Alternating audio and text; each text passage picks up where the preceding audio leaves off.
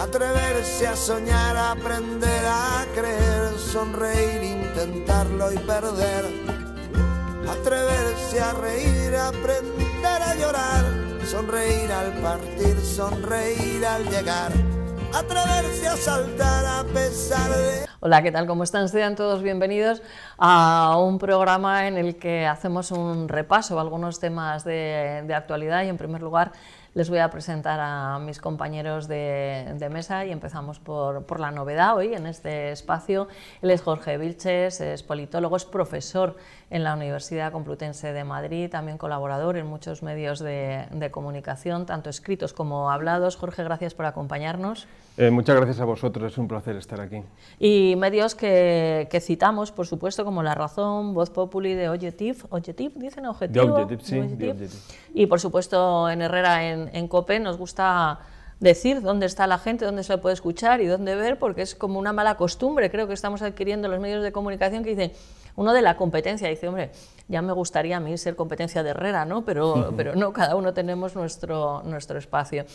Y bueno, tus artículos, la verdad que me parece que aportan una perspectiva distinta a lo que se lee hoy, y hay uno que además está dentro de la sección de cultura de La Razón, que ha dado mucho que hablar en estos últimos tiempos, y es la derecha, el punk, en fin, hablaremos de ello y vamos a ver cómo casan o no casan y por qué ha levantado tanto revuelo estas comparaciones que haces. Está con nosotros David Álvaro García, director de comunicación de Acento Asuntos Públicos, autor de uno de los libros de moda, hablar de los lobbies. Bienvenido, David. Un placer, como siempre, estar aquí con vosotros. Pero hablar en positivo. Siempre en positivo, hay que hablar en positivo. Aunque no os guste la crítica, claro, hay que hablar en positivo. Bueno, entonces una de las noticias que nos quieres contar o sobre la que quieres reflexionar es... Más o menos yo creo que todos los espectadores, bueno, pues sabrán cómo está un poco, ¿no?, el tema del conflicto dicen, es que metimos la palabra conflicto, bueno, guerra fría, guerra caliente, no lo sé, Rusia, Ucrania, y bueno, llegan los Estados Unidos y se tienen que reunir con algunos de los principales líderes europeos, y a pesar de esas charlas intensas que ha tenido Pedro Sánchez con Biden, parece que no ha sido convocado. Es uno de los temas que nos vas a contar. Sí, vamos a intentar explicar un poquito algo que es una evidencia y que es tremendamente sencillo, que es nuestra ausencia en el panorama internacional. Y de ello pues pasamos al nacional, que está también muy entretenido, con frases como la de Pablo Iglesias diciendo que como ya no es político, pues ahora puede decir la verdad, o qué sucede con Sortu. Y llega el hombre de los conceptos. Y además él, como gallego, Ponferrada, El Bierzo, pues ya saben que la P no la pronuncian muy bien, pero él sí dice conceptos, pero bueno, podemos decir que es el concepto. Y el concepto de hoy, Carlos González Teijón, bienvenido. Bien hallados a mis compañeros. Hoy me has puesto aquí a dos miuras que a ver cómo toreamos, ¿eh? Sí, pero bueno, además vienes también, no sé si con el propósito de que entendamos esa negociación con, bueno, pues con todo lo que es el tejido empresarial y nuevas reformas, no reformas, cambios, en fin, hay una cantidad de lenguaje que hay que fijar bien los conceptos. Lo intentaremos, y sabes que nosotros comemos por el medio, los andaluces y otros comen el final, se comen las consonantes finales, nosotros a veces las obviamos por el medio. Oye, estaba pensando qué querías decir con eso, porque no sabía si tenía doble sentido, que igual lo tiene. No, tienes razón que decimos a veces concepto, sin decir concepto, pero bueno, es el lenguaje. Bueno, sé que lo has leído, el artículo lo había leído antes, sí, al que hacemos referencia, ¿no? De Revolución Cultural, la rebeldía se hace de derecha. ¿Así que te pareció el artículo, Carlos? Me sorprendió para bien, me pareció una visión desde... Sabes que los mediadores hablamos de cámaras, yo digo, lo explico siempre, creo que ya se habló aquí, y rápidamente, para explicar un penalti, al menos tiene que haber dos cámaras, ¿no? La cámara del delantero, tengo que meterlo, y la del portero, este tío que no me la meta y tal. Pero hace falta al mínimo 5 cámaras, ¿no? Las de los espectadores de uno, o defensores de uno, del otro, y una cámara objetiva en el centro del estadio. Entonces, la cámara que ha usado Jorge me ha gustado mucho, porque, lógicamente, hay una gran rebeldía siempre, es decir, los primeros cristianos fueron tremendamente rebeldes. Lo que pasa es que visto 1500 o 2000 años después, no se habla de esa rebeldía. Entonces la derecha siempre fue tremendamente rebelde. Lo que pasa es que parece como que tener el concepto de derecha es la defensa del Estado, la defensa de las normas, las defensas objetivas, y no es verdad. El enfoque de él es correcto porque no es así. Es decir, la derecha como la izquierda, como los del centro derecha y los primos de Paco, cuando les conviene, lógicamente defienden siempre lo suyo, y si toca atacar, atacan, si toca defender, defienden, si toca mentir, mienten, y si toca decir la verdad, que dicen la verdad para que quede bien, pues la dicen. Pero detrás de todos ellos solo hay una cosa, que son intereses.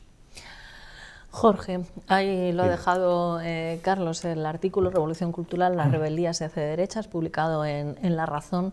Empiezan recordando pues, a Paco Umbral y ese concepto de la derecha punk. Cuando estabas escribiendo este artículo perfectamente documentado, en el que haces muchas referencias, ¿qué es lo que pensabas? O sea, ¿qué es lo que querías contarnos?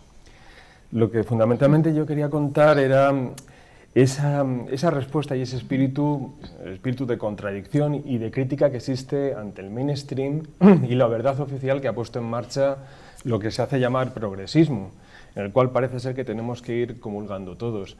Y desde hace ya por lo menos una década hay mucha gente a un lado y al otro del Atlántico que va contando cosas distintas, que va poniendo en evidencia las contradicciones, las mentiras y las falsedades de esta izquierda oficial, una izquierda pija, woke o caviar, que la llaman algunos, y que parece que nos ha obligado a todos a cumplir una especie como de comunión ciudadana, ¿no? Rendir el culto a la progresía. Bueno, lo bueno de la tecnología es que nos ha permitido abrir muchas ventanas a estas nuevas opiniones y poner en un brete a ese pensamiento oficial, al punto de que la izquierda está francamente descolocada e intenta poner etiquetas, porque la izquierda se mueve con muchas etiquetas. Su pensamiento es bastante sencillo, se mueve con, podemos llamarlo conceptos, pero son etiquetas en realidad, porque como no saben abarcar o definir la realidad, es mucho más fácil coger la maquinita e ir poniendo las etiquetas una a otra, ¿no?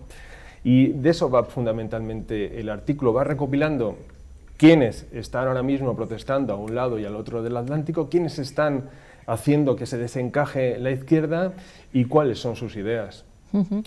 David, hablaba Jorge de la verdad oficial.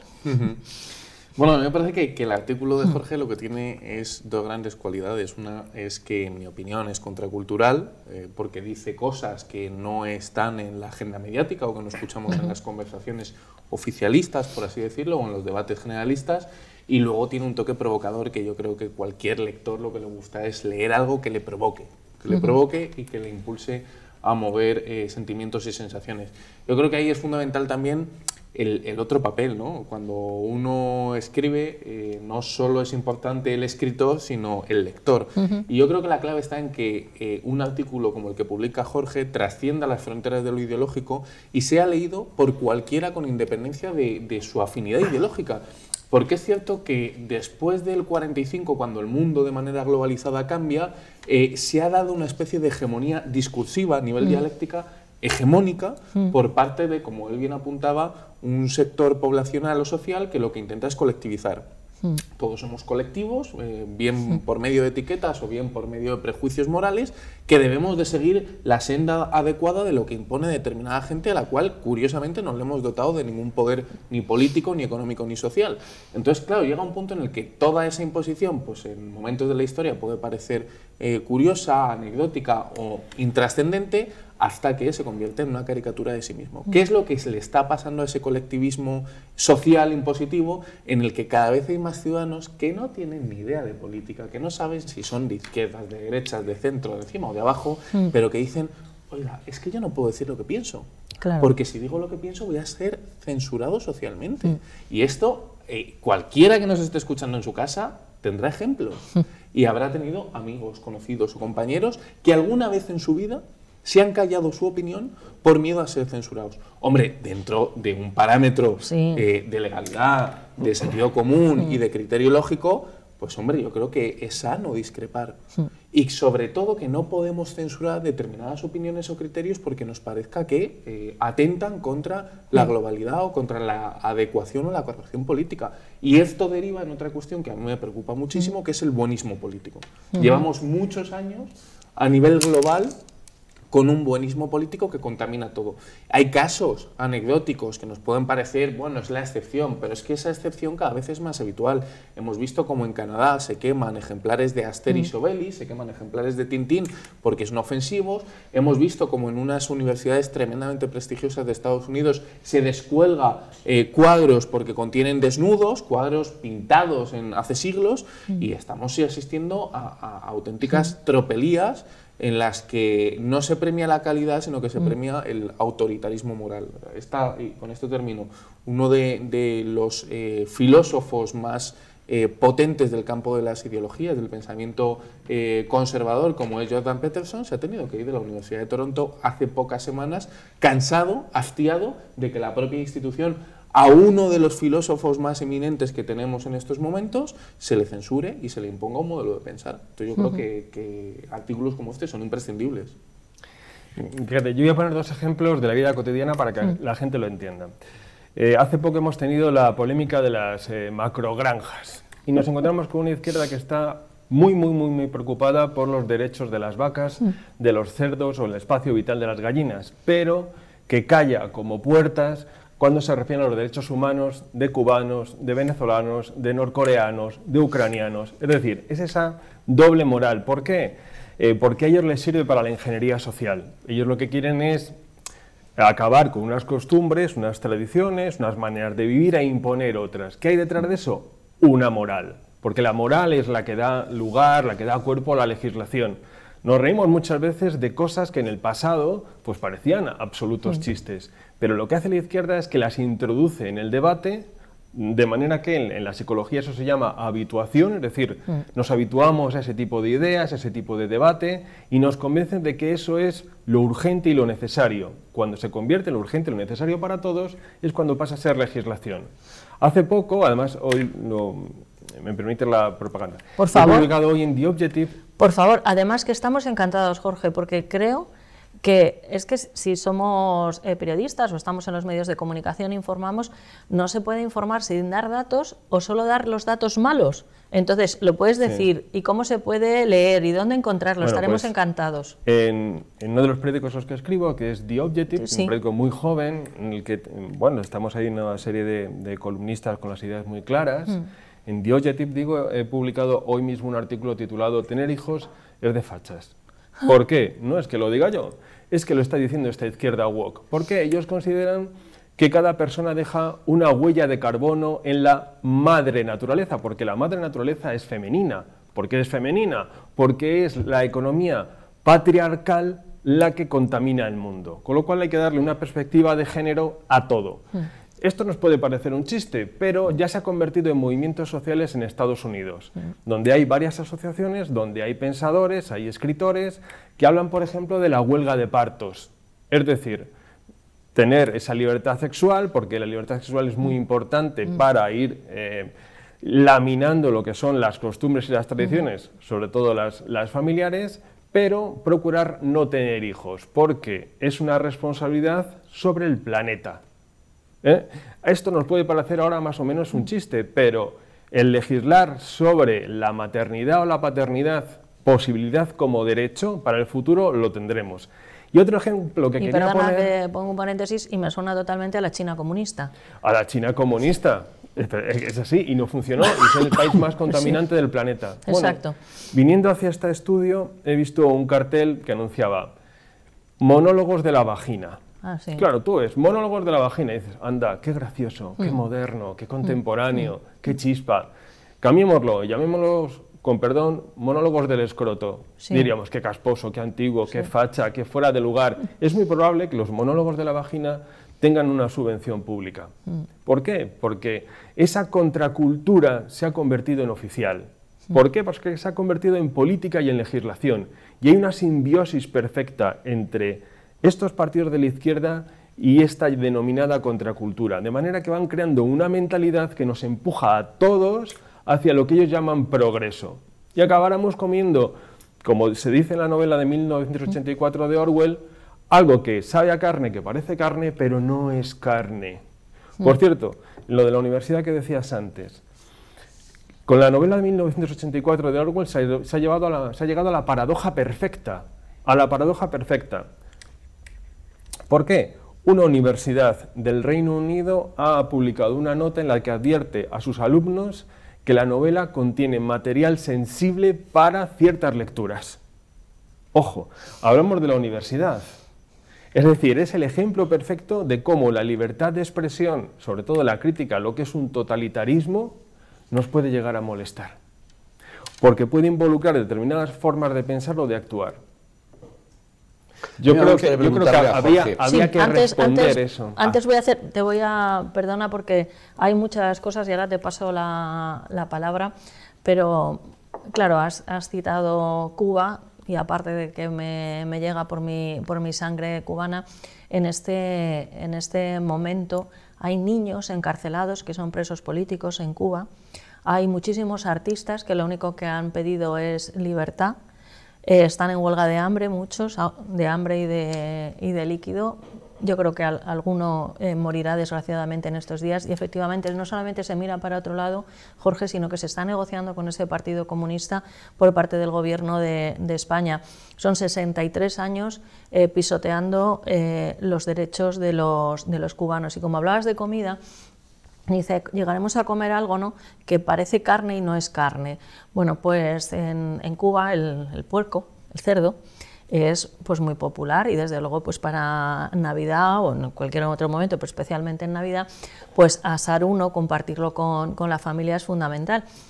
El racionamiento que hay ahora mismo en Cuba es tan extremo que aquellos que sean mayores y vivieran la posguerra en España se acordarán de las cartillas de racionamiento. Bien, en Cuba no hay ni cartillas porque no tienen ni tinta para imprimirlas. Entonces es lamentable ver colas, como hemos visto en Santa Clara, y gente peleándose por la calle, corriendo, porque ese día daban unos botes de mayonesa y había algo de cebollas o no sé qué era lo otro, era algo así como que no podías hacer nada con ello. Pero hay un vídeo, porque esto además, una de las cosas que estamos teniendo a favor, porque hasta ahora yo pensaba que era porque la gente no se enteraba, no sé, pero es que ahora estamos viendo los vídeos de todo lo que pasa. Y sale... Adivinas perfectamente cuándo es un dirigente del Partido Comunista porque están gordos y tienen panza, los otros no les da, claro, es imposible. Y entonces, claro, estaban haciendo colas en todos estos sitios de racionamiento a ver si conseguían pues algo para poder asar, alguna carne para poder asar. Entonces el otro convocó, en Santa Clara, pues convocó ahí una reunión y muy seriamente, o sea, parecería un chiste si no es la gravedad, dice, tengo que decirles a ustedes que la masa de cerdo, dicen porco, no, la masa de cerdo fresco no existe. El cerdo fresco no existe. Y todos callados, claro, dice, por eso no hagan cola, porque no la van a poder tener, porque no existe. O sea, resulta que no hay cerdos en el mundo y no hacemos ninguna broma fácil, o sea, no existe. No existe. En Cuba, que había un montonazo, ¿no? Entonces, es hacia lo que vamos y lo que estás diciendo, que nos acaban metiendo en unos debates que al final empezamos a discutir si se puede llevar el tupper o no se puede llevar el tupper, si el roscón tiene que tener crema o no, y que si se hacen huelgas los juguetes. Sí. Carlos. Vamos a ver. Yo me considero, el problema es que me considero los demás. Yo me considero intelectual. He dedicado toda mi vida a lo que me apasiona. Leer libros, pensar y vivir. Las tres patas, y tratar de entender la vida, si es que se puede. Pero bueno, yo soy tan fatuo y tan soberbio que sostengo que sí se puede entender y además la explico. He publicado 5 libros, estoy ahora para publicar un 6º, y llevo más de 20 años publicando un artículo todos los lunes. Algo sabré del tema, y me encanta todo ese tema. Te pregunto claramente, ¿en qué lugar geográfico y en qué momento histórico, suscribiendo contigo al 100%, de verdad que no es broma, al 100% lo que has dicho, dime un solo lugar geográfico y un momento histórico en que no haya sido así? Porque yo sé que tú eres joven y bien formado, pero yo soy un poco más mayor. Y yo me acuerdo que me contaron una vez en una película que vivían en un país que llevaban unas monedas en el bolsillo que ponía Francisco Franco, caudillo de España por la gracia de Dios. Entonces un señor de Villafranca del Bierzo planteó en el juego de distrito una demanda pidiéndole al tal Franco que le dijese en qué notario Dios le había dado el poder o qué secretario había levantado acta para que tuviera esos poderes. Le abrieron un proceso, lo juzgaron y lo metieron en la cárcel. Quiero decirte, cuando en la historia, ayer, hoy y mañana, todo aquel que tenga una ideología, mira lo que voy a decir, apártate y agárrate, no es un fanático, y no trata de imponer su ideología, lógicamente unos con más mano izquierda y otros con la porra, o unos publicando libros y razonando y otros imponiéndolo, pero dime cuándo en la historia no se ha tratado siempre de imponerle a los demás lo que yo creo, imponerle a los demás lo que yo pienso, traer hacia mí a todo el mundo y siempre que pueda, o bien con la NKVD o con la Stasi, o bien a través de procesos, a veces con sonrisillas, le juzgo, le trato de traer y le trato de meter un poco, porque ha sido siempre, es y será. Muy bien. A ver, dos cosas. Franco y Dios. Por empezar por lo fácil, ¿no? Sí, por empezar por lo fácil, ¿sabes? Sí. Porque a mí la izquierda hace mucha gracia con esto, ¿no? Porque bueno, tienen... No soy de izquierdas, No hablaba de ti. No te sientas aludido. No es de izquierdas, no es de izquierdas, es de un intelectual que eso ya es tu eso. subconsciente. No, Eso es tu subconsciente, es de izquierda y ¡pa! No. El caso es. Esta es la izquierda, no de izquierdas. Mira, va muy en sentido porque hablo de izquierda y no hablo de ti, es decir, tú no personificas a la izquierda al igual que Franco no personificaba a Dios y Dios no había ido al registro civil para decir que Franco era su representante en la tierra, al igual que ni Lenin, ni Marx, ni Pablo Iglesias, el de ahora, ni ninguno de estos que dice hablar en nombre del pueblo, del proletariado, ha ido del pueblo entero al notario, al registro. Por supuesto, bueno, claro. que no. Bien, capítulo 2. La retórica en los discursos. Efectivamente, hay una retórica en los discursos en la cual, bueno, pues cada uno quiere hablar en nombre de lo que sea. Hay gente normalmente vinculada con la izquierda que es apocalíptica, es decir, el presente es decadente y el futuro va a ser muy malo porque el mundo no se rige por mi ideología. Me da igual la ideología que sea. Aquel que piense que el liberalismo es una ideología es que no sabe nada de liberalismo. Liberalismo no es una ideología, es una filosofía de vida muy distinta y es una aptitud. El liberalismo se va adaptando, desde Adam Smith, se va adaptando a la realidad para, dentro de lo existente, que es el realismo político, dentro de lo existente llegar a la mejor fórmula para la libertad del hombre. Porque es la única forma de que en este presente yo, tú, nosotros, cada uno ejerza y desarrolle nuestras libertades. La ideología es otra cosa. La ideología es otra cosa. Es decirte a ti lo que tienes que decir, cómo tienes que hacer, cómo te tienes que sentar, si tienes que beber agua, no tienes que beber Coca-Cola, si tienes luego que salir y decirme vosotros y vosotras. ¿Por qué? Porque todo lo que tú hagas en su sentido, en el sentido de esa ideología, es para cambiar el presente en aras de un futuro que ellos creen perfecto. Y me da igual que sea el comunismo, el fascismo, el nacionalismo, lo que sea, me da igual, pero es que es muy distinto una ideología que vienen a ser religiones seculares, eso tú has leído mucho, hay muchos escritos sobre las religiones seculares, no sé, por ejemplo, Raymond Aron ha escrito sobre, o Carl Schmitt, la teología política, hay muchos escritos sobre eso, cómo las religiones seculares se basan en los fundamentos de cualquier tipo de religión, y eso son las ideologías. Esos son fundamentales del siglo XX. Que no, es cuando, que las religiones son ideologías. Que es cuando, no, al revés, las ideologías son religiones. Bueno, que es si diferente. Lo quieres poner así, lo acepto, pero no hay diferencia ninguna. Creo que si hacemos una votación estamos 3-1, ¿no, Jorge? Hoy estás pero bueno. Tienes razón, lo convierte en verdad. Hombre, lo convierte en estadística. pero tu modo de pensar es ideológico, mi modo de pensar es liberal, el tuyo es ideológico, y todo tiene un sentido, y es para un mundo mejor. No, yo me refiero a mi realidad del día a día y del hoy a hoy. Hoy es lo que decía, no estoy teorizando, sino que yo subo a este estudio y me encuentro en la calle con un cartel que me dice qué es lo bueno y qué es lo malo. Enciendo la tele y veo a un ministro de Consumo que me regaña por ser como soy y diciéndome cómo tengo que ser un buen ciudadano. Ese es mi presente, ese es el que a mí me importa. La interpretación del pasado, Franco, Lenin, todo está muy bien, todo es fantástico, pero yo vivo mi día de hoy para el día de mañana. Lo que importa es el presente, ese es un liberal, lo otro es otra cosa. O sea que tú te consideras liberal. Evidentemente. Y dices que es de los ingleses y americanos. ¿El qué? Liberal y liberalismo. A ver, hay dos corrientes liberales, una fundamentalmente, una es la anglosajona y otra es la francesa. La francesa procede también o tiene un gran componente de ingeniería social desde Rousseau, los jacobinos en adelante. Sin embargo, la corriente anglosajona, que es más, por ejemplo, lo que podrían ser un Jefferson, un Hamilton, un Adam Smith, un John Locke, de ahí en adelante, es más la idea de mantener o conservar un régimen que garantice la libertad. Fíjate que ahí no hay ingeniería social. sino que tú seas lo que tú quieras ser dentro de las condiciones de vida que tenemos, sin vanguardias del proletariado, sin élites que te digan lo que tienes que hacer o no tienes que decir. Son dos concepciones diferentes. Vamos a preguntarle, y avanzamos en otro tema, a David. ¿Y tú cómo te sientes o te defines, si te quieres definir de alguna manera? Yo siempre lo he dicho, liberal, y sí creo en un liberalismo de tradición inglesa ubicado en el siglo XVII, pero por contextualizar, creo que esto es tremendamente profundo, ¿no? Creo que todo es mucho más sencillo, y por explicarlo para que la gente que está en su casa nos entienda, yo creo que el problema de todo lo que estamos planteando aquí es tremendamente más simplista que todo eso. Pensemos en los futbolistas, ¿no? Futbolistas que tienen muchísimo dinero y acaban cometiendo excentricidades. Y decimos, son excéntricos porque lo tienen todo.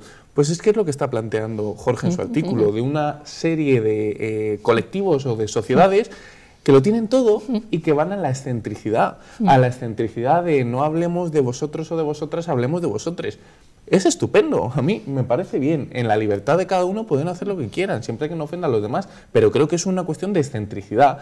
Creo que cuando tienes todo o has alcanzado todo en tu vida social, lo que tienes que hacer es intentar que eso se extienda a tus prójimos, a tus compañeros. Y me da igual que mi prójimo, mi compañero, se llame Corea del Norte, se llame Irán o se llame Cuba, pero no voy a buscar sublimar mi libertad en base a la excentricidad en detrimento del que lo está pasando mal. Creo que la clave del éxito cuando tienes todo es crear una sociedad mejor, y si de verdad crees en una sociedad global, lucha porque la gente viva mejor. ¿Y tú, Carlos, si te tuvieras que definir o si te quisieras definir? Bueno, yo me defino de forma diferente. O sea, yo sostengo que la clave de la vida no es ninguna religión, ninguna ideología, ni el liberalismo visto como vida personal, sino que yo sostengo que la clave de la vida es el conocimiento. Es decir, hay un conocimiento para saber cómo son las cosas, y a partir de ahí lo que hay es un tal, si habéis oído hablar de él, de un tal Alonso Quijano, que había leído varias novelas de caballería y entonces pues decía que un molino de viento pues era un gigante. Entonces siempre hay, cuando alguien lee novelas de caballería, el que se cree que un molino de viento es un gigante. Por eso yo le decía a Jorge que estoy 100% de acuerdo con su artículo y con lo que decía. Entonces yo sostengo que hay un conocimiento para saber que no hay sociedad que no tenga un liderazgo cultural, que ese liderazgo cultural más tenso o menos o más laxo tiene que imponerse. Unos lo imponen con la NKVD, bueno, con la policía secreta soviética, vía disparos y vía meter a la gente en la cárcel sin juzgarlo, y en el mundo occidental, por suerte, pues conseguimos meter a la gente en la cárcel a través de sentencias y a través de procesos perfectamente abiertos y sin trampas. Pero en el fondo, si alguien va por la calle con una tontería que es un palo y una bandera que lleva una esvástica nazi, que es una tontería, es un palo y una bandera y un trapo, le juzgamos y le metemos en la cárcel, porque en este momento entendemos que ese tipo de representaciones están prohibidas. En otro momento de la historia, pues a una virgen en países protestantes o islámicos, pues se la metió en la cárcel por llevar una virgen. Aquí, pues vamos todos... Bueno, en Cuba, que no era ni protestante ni islámico. Aquí vamos llorando detrás, diciendo, bueno, y todo el mundo sabe que no es más que un trozo de madera de encina, o sea que... Pero bueno, cada uno en su cabeza, pues se monta lo que quiere montarse. Bueno, gracias por responder, pero me ha sonado más gallego que del Bierzo, ¿sabes? Como escapándote un poco. Y respecto al liberalismo sí quiero precisarlo. Sí, pero remata, porque ahora voy a decir yo cómo me defino. Hay dos cosas que España, hay que defender nuestra cultura. Hay dos cosas que España ha dado al mundo, que es la novela mística y la novela picaresca. Y hay dos palabras que por eso se llama así, España ha dado al mundo, junto con supongo otras, que es guerrillero, guerrilla, y liberalismo. El liberalismo es español.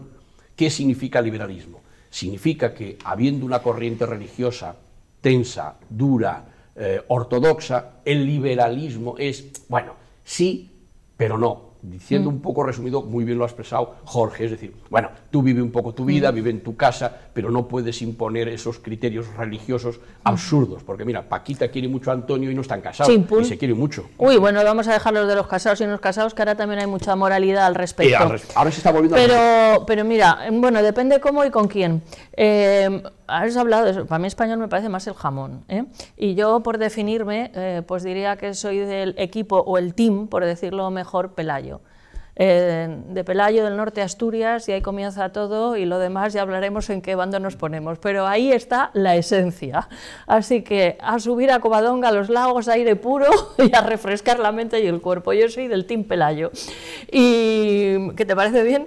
Pues que creo que te acabas de ganar la audiencia ahora mismo, de manera mayoritaria. Nosotros hablando aquí de matices y en el sentido común. Lo digo de corazón, porque creo que dentro de poco también a lo mejor a Pelayo le quieren tapar o borrar esa parte de la historia, no lo sé. Y al jamón, que también y al jamón, madre mía.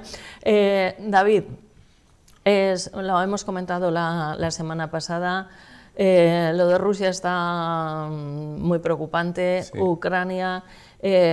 luego, como has sacado a Franco, yo veía a alguna ministra diciendo que somos el país de no a la guerra, y les recordaría que, bueno, que ya Franco en Hendaya, ¿no? Porque como les gusta tanto hablar de Franco, que ya Franco en Hendaya dijo que de la guerra no, o eso es lo que creemos.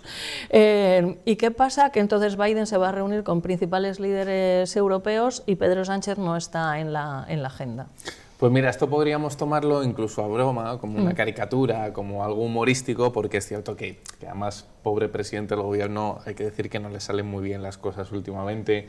Se toma unas imágenes hace unos días que se han hecho muy virales, que se han comentado mucho, unas fotografías con el teléfono y escribiendo con un bolígrafo en una mano, luego cambiaba la pose y el teléfono estaba en la otra mano y el bolígrafo en la otra, como que dialogaba con el mundo sobre lo que sucedía en Ucrania.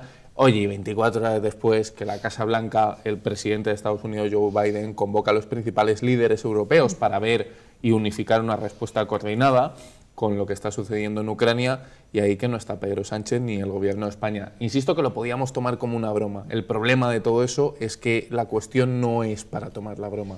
Es un tema muy serio y a la vez es un tema muy triste.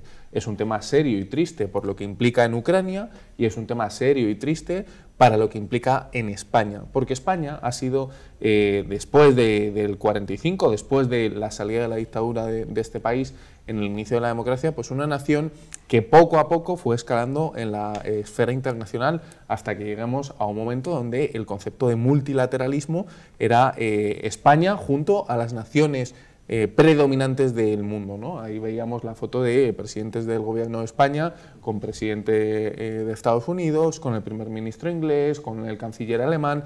España tenía un papel casi hegemónico en el mundo.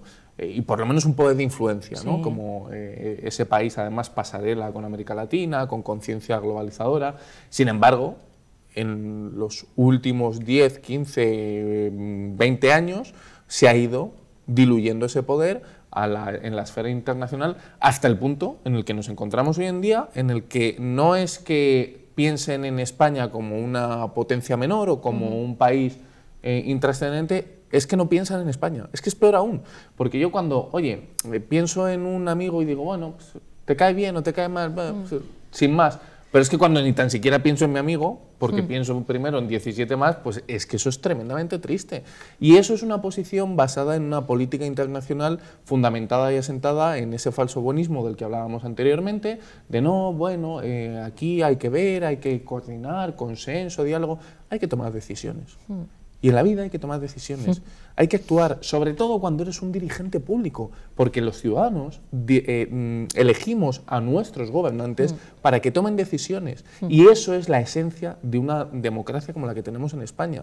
Oiga, si yo le elijo a usted como presidente del gobierno para que tome decisiones, tómelas y tenga un peso en la escena internacional. El problema, insisto, es que nadie piensa en España cuando habla de política exterior. Es que ni tan siquiera nos hemos convertido en el hermano pequeño, es que no somos el hermano de nadie, somos la última opción de cualquier potencia seria que quiere desencallar o enfrentar una situación como la que se va a vivir en Ucrania. Jorge. Fíjate, yo creo que si nosotros fuéramos norteamericanos, del Partido Demócrata, y siguiéramos su política, entenderíamos perfectamente el que haya Biden apartado de estas decisiones a Pedro Sánchez. Claro, los motivos son abundantes. Sánchez pertenece al Partido Socialista Obrero Español, a pesar de que lo haya configurado para su único y exclusivo beneficio, que es un partido que no solamente abanderó el no a la guerra, sino que es profundamente antiamericano, cuyo presidente en su momento, que fue Zapatero, el secretario general del PSOE, no se levantó al paso de la bandera norteamericana, lo que a nosotros nos puede parecer una tontería, pero a ellos les parece un insulto, como lo fue, y así se le dijo a Zapatero y le dio exactamente igual, y retiró a las tropas españolas de Irak.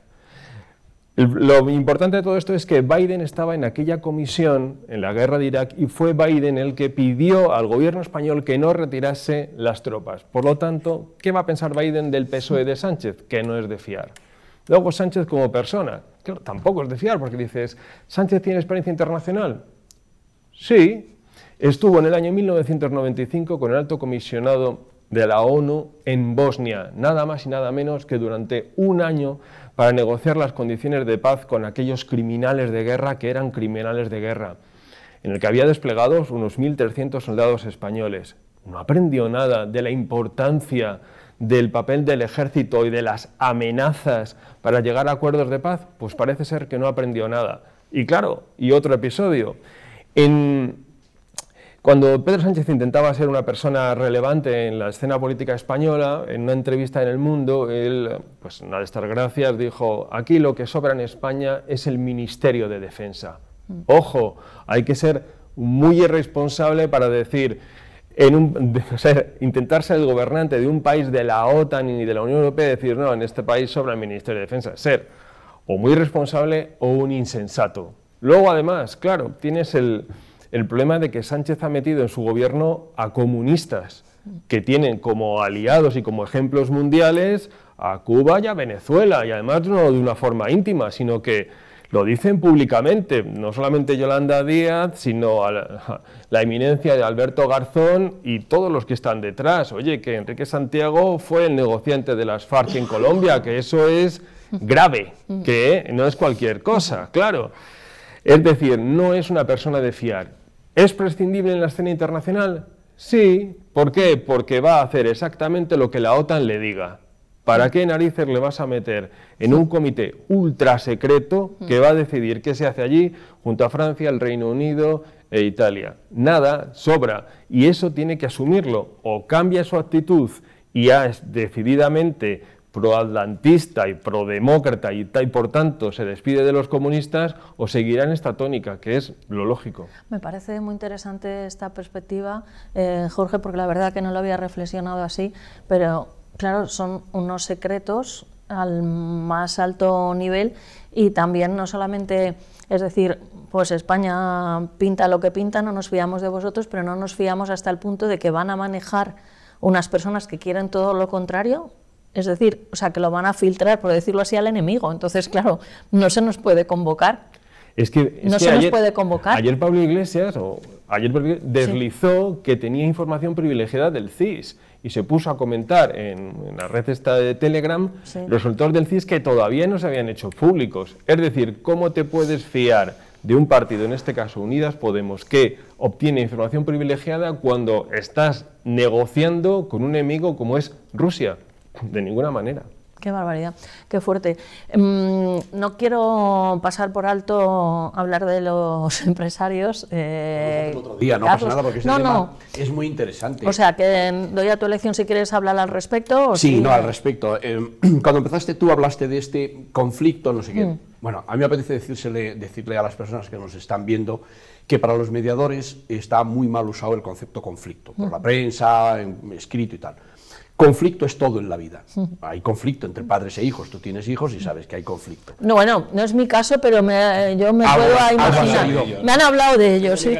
Lo que pasa es que nosotros entendemos que hay dos fases en todo conflicto. El conflicto alarvado, que es el de la vida constante. Conflicto entre marido y mujer. Pues no has llevado a los niños, pues sí, ese es un conflicto alarvado. Eso es una familia de fachas, ¿no? Como decía Jorge, porque si no, no hay niños, ¿no? Y el conflicto manifiesto es cuando ya una parte inicia acciones para, a través de la fuerza, conseguir doblegar la voluntad del otro. Entonces, se llama conflicto ahora porque se empieza a hablar de fuerza y cómo doblegar la voluntad del otro, ¿no? Y Rusia ya ha dicho claramente que si no se le da lo que pide, lo ha dicho ayer, usará la fuerza para conseguir lo que quiere. Entonces, ese es para nosotros el conflicto manifiesto.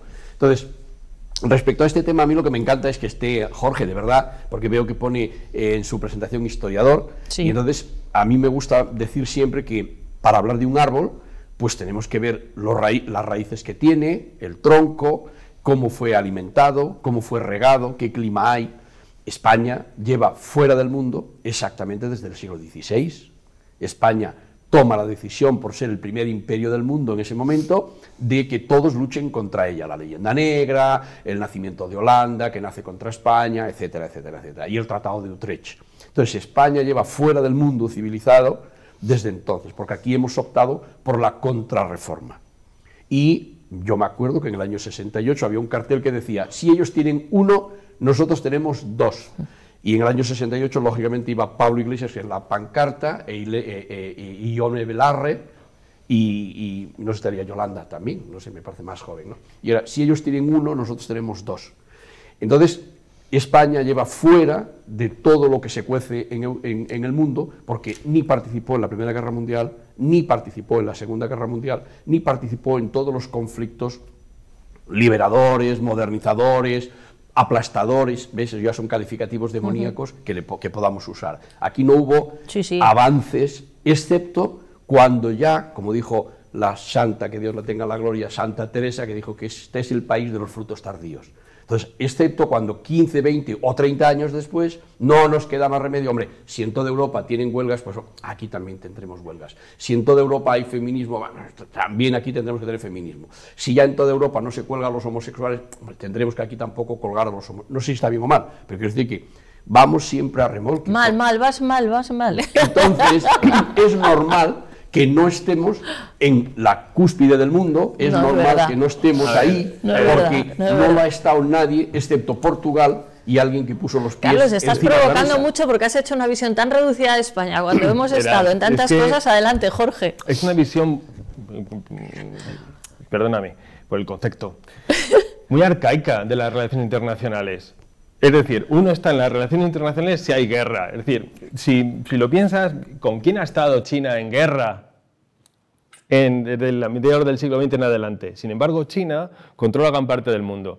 ¿Por qué? Porque las relaciones internacionales se basan sobre todo en el comercio y en las finanzas. España es uno de los grandes inversores en todo el mundo. Por lo tanto, el papel de España en el orden internacional es ineludible.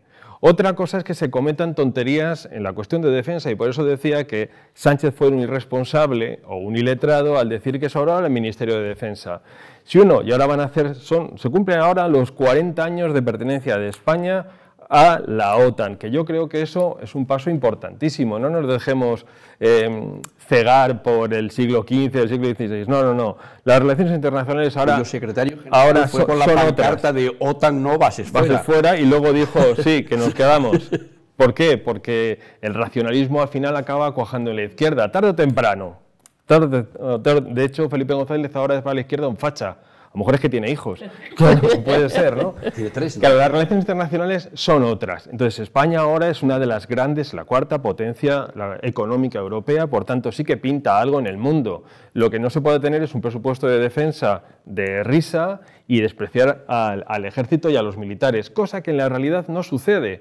No solamente tenemos una UME que actúa en España de una forma ejemplar, sino que las tropas españolas están actuando como misión de paz en muchos lugares del mundo, y no podemos despreciar a esos militares que están ahí dejando su vida privada para dar un servicio público, que el drama de las tropas que volvieron de Afganistán hay que vivirlo. Que decían, joder, después de 20 años parece que nuestro trabajo no ha servido para nada y aquello que hemos construido va a pasar a manos de los talibán. Ojo, es que estuvieron allí, lo contaba antes cuando Pedro Sánchez estuvo en Bosnia. 1.300 soldados españoles. Oye, son 1.300 familias detrás.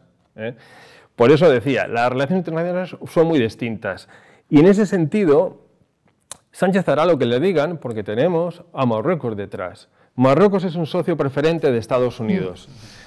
Sánchez no tiene las mejores relaciones ni con el rey de Marruecos ni con Estados Unidos. Y a nosotros no nos interesa que Marruecos se siga extendiendo ni por el Sáhara ni por la costa de las Islas Canarias, ni mucho menos por Ceuta y Melilla. Y demostró hace muy poco que podía hacer una invasión con chavales de Ceuta y Melilla. Con chavales, ojo. O mejoramos nuestra relación con Estados Unidos o nuestra frontera sur está perdida. Al final, conclusión, sumatorio, Sánchez sobra. Pero sobra, o sea, o cambia mucho en sus relaciones internacionales o sobra. Y es lo que estamos viendo. Bueno, minutos prácticamente finales, y te voy a dar la frase que dijo Pablo Iglesias en estos días y hablamos un poquito de Sortu, porque no me gustaría pasarlo por alto. Sí, la del ex vicepresidente Pablo Iglesias, que sí, afirmaba que ahora que ya no está en política podía dejar de mentir o algo así, ¿no? Tal cual, yo ya no soy político, puedo decir la verdad. O sea, confiesa que ha mentido. Yo no sé si es un fallo del subconsciente o lo dice con toda la intencionalidad del mundo. El problema es que se ha normalizado la mentira en política y esto trasciende las fronteras de la ideología. Se está normalizando el mentir en política porque vivimos en una sociedad con un exceso de información donde todo va excesivamente deprisa y lo que sucede hoy mañana es olvidado, y si Biden ignora a Pedro Sánchez en los pasillos no pasa absolutamente nada porque se olvida, y si Biden no tiene en cuenta al presidente español en el conflicto con Ucrania se olvida mañana, y ese exceso de información, esa velocidad a la que va la vida pública, pues hace que la mentira cobre carta de naturalidad, y lo que en otras democracias y en otros momentos de la historia suponía directamente el cese o la dimisión de un político, hoy en día no sucede. O no sucede igual en base a quien ejecute la mentira, ¿no? Porque es verdad que la mentira se ha normalizado mucho en unos sectores y no tanto en otros, o en unos sectores pasa mucho más factura que en otros. Y eso es un problema que me lleva, si me lo permites, al vínculo de lo que mencionabas de Sortu, que creo que se trata, la gente lo va a entender bien en su casa, de un problema de digestiones. Aquí nos habrá pasado a todos que cuando tienes una comida muy copiosa tienes una mala digestión. Pues en España la izquierda hace unas digestiones fantásticas. En 2 minutos ha hecho la digestión. Yo pacto con Podemos, oye, y Podemos, normalizado, el votante de izquierdas ha hecho una digestión deprisa y eficaz y lo ha normalizado. Los independentistas catalanes, que me muevo un poco en la silla como socialista que soy, no me gusta, digestión eficaz, no hay problema y normalizamos. Sí. Y en ese proceso de digestión están con Bildu y con Sortu y con todo lo que hay debajo. Sin embargo, en la derecha las digestiones son mucho más indigestas, cuesta mucho más, y todavía están en ese proceso de digestión de si el PP puede ir de la mano de Vox o puede llegar a un punto, a un pacto puntual Vox con el PP. Las digestiones en la derecha española son mucho más complejas que en la izquierda. Sí, y además con unas diferencias muy grandes, porque claro, le pueden llamar Sortu, le pueden llamar Bildu, pero es ETA. Y dicen... Bueno, porque la gente lo entienda, al tipo que han nombrado número 3 en Sortu es el tipo que llevaba un pasamontañas en la cabeza y leía los comunicados de ETA, que pasó 6 años en prisión por pertenencia a banda armada y falsificación documental, y que decidía quién vivía y quién moría en base a su criterio personal. Exacto, y eso estaba pasando hasta hace muy poquito, pero para esto por lo visto no hay memoria. Y hay que recordarlo. Bueno, en un minuto no sé si quieres añadir algo, Jorge, sobre este tema o otro asunto. En ese mismo sentido, yo estoy de acuerdo que el Partido Socialista quiere blanquear a todo el mundo etarra, pero por una razón más, y es el sustituir al PNV en el País Vasco. Es decir, lo que hay detrás de todo esto es una gran coalición del PSOE, con Bildu en el País Vasco y en Navarra, que es una manera de ir extendiendo su influencia. Tenemos que pensar que Bildu es la segunda fuerza política en el País Vasco y está dentro de los acuerdos que ha firmado este gobierno con Bildu, que son el 5 a la semana, que se les escapó. No me refiero al preso, se les escapó. Ahí sí se escapó, como a Pablo Iglesias, ¿no? Se escapó y dijeron, vamos a liberar 5. Sí. Y además vamos a pasar la competencia de prisiones al PNV, de manera que cuando tengamos el gobierno en el País Vasco, el PSE y Bildu, resulta que el carcelero va a ser el amigo del encarcelado. Qué barbaridad. Carlos, ¿algo que añadir? Solo para darle ideas a Jorge, que escribe también esos artículos. Ya ha escrito un artículo sobre la verdad. Ya verás qué puñalada. No, todo lo contrario. Lo que me extraña es que no haya empezado a trabajar sobre un artículo en que Pablo Iglesias ha dejado de ser político y ha opositado a Dios, porque a mí me han dicho que solo Dios dice la verdad. Entonces, si él va a decir la verdad, es que se ha convertido en Dios, porque bueno, dirá su verdad o su opinión o como él ve las cosas, pero eso de decir la verdad a mí me suena un poco a Dios. Sí, a diablo podría ser. Sí, algo de eso. Bueno, Carlos González Teijón, abogado, mediador, en fin, él tiene muchas maneras de presentarse, siempre el hombre de los conceptos para este programa. Hablaremos de los empresarios. Hablaremos de los empresarios y del por qué se está en contra o a favor de la reforma laboral. Y si es reforma o no es reforma. Y si es reforma, no lo es. Lo hemos dicho en este programa, podemos rescatar este programa, donde dijimos que se iba a modificar. Pero explícalo, porque mira, el común de los mortales no entiende nada, porque oímos a la izquierda diciendo al centro derecha o a la derecha que es una reforma de Rajoy y por qué no la votan a favor, y dices entonces cómo es que les viene bien. Así que queda mucho que explicar para la próxima semana. Jorge Vilches, politólogo, escritor, colaborador en muchos medios de comunicación y bueno, y profesor en la Universidad Complutense de Madrid, que no es nada fácil en la Facultad de Políticas. Muchísimas gracias por estar con nosotros, espero que vengas más veces. Cuando tú quieras, porque ha sido un placer. Igual, pues para nosotros también. Y bueno, David Álvaro García, porque con Jorge sí he hablado de su último libro, y por nosotros estos como estos que dicen, vamos a quedar para tomar un café, ni tú ni yo somos así, pero en este caso la culpa la tengo yo. Pero así tenemos excusa para volver a vernos. Digo, de un programa hablando en exclusiva de ese lobby en positivo, y bueno, creo que es sumamente interesante. Así que, director de Comunicación de Acento Asuntos Públicos, y nosotros nos despedimos de todos ustedes, y si me lo permiten, esto no lo ha dicho ningún ministro, pero bueno, es una sugerencia de María José Peláez, nada más una sugerencia, no una imposición, que sean ustedes malos, pero puestos a ser malos, que no sean un poquito malos, sino que sean muy, pero que muy malos, porque dicen los que entienden esto que es divertidísimo.